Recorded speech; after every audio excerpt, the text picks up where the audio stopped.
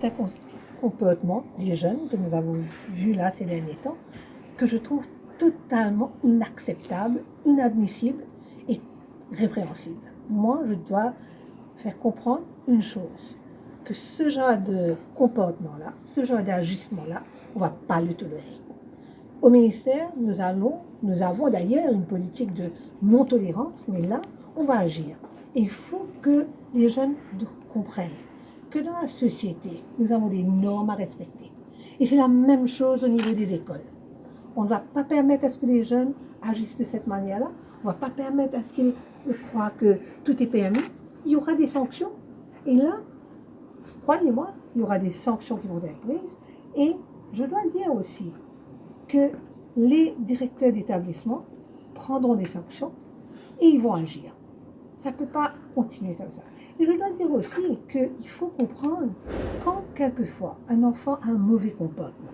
Bien sûr que l'établissement scolaire, les profs, le recteur ou la rectrice, ces gens prendront des mesures correctives. Et il va falloir aussi que les parents comprennent. Très souvent, malheureusement, c'est quelquefois regrettable quand on voit qu'un établissement est en train d'agir contre un élève qui s'est mal comporté, qui a eu un agissement répréhensible. Très souvent, les parents ne sont pas d'accord. Mais il faut savoir qu'il faut qu'un jeune apprenne qu'il doit être responsable de ses actes. Et ces actes ont des conséquences. Cela s'apprend.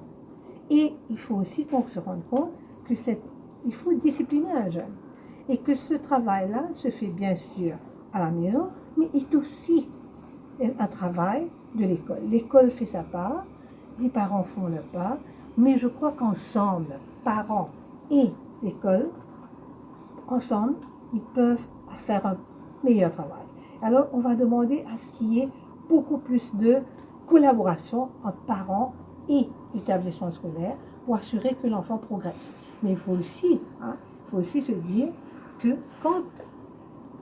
quand les établissements prendront des sanctions, et si l'enfant récidive, et que ces actes sont répétés, il y aura quelquefois suspension temporaire, et qui mènera même à l'expulsion si c'est nécessaire.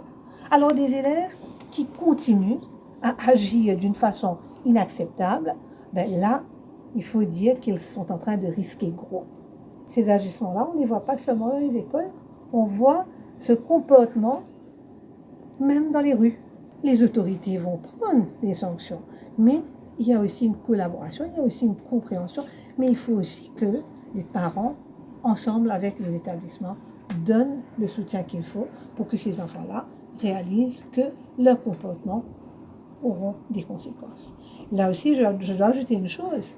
Très souvent, quand il y a un cas de violence, quand les enfants sont en train de se mal comporter ou sont en train d'agresser un autre élève, ce que je trouve assez grave, c'est que d'autres utilisent le portable pour filmer et ensuite mettre sur Facebook. Et tout ça, il y a des lois qui règlent votre comportement, même si vous êtes en train d'utiliser la technologie. À l'école, on apprend ces choses-là, mais il faut aussi qu'on se rende compte que ces actions-là auront des conséquences graves. Parce qu'on ne peut pas se permettre de faire tout ça. D'ailleurs, quand il y a un cas de violence, il faut rapporter aux responsables de l'établissement. Il faut essayer quand même d'éviter ce genre d'action.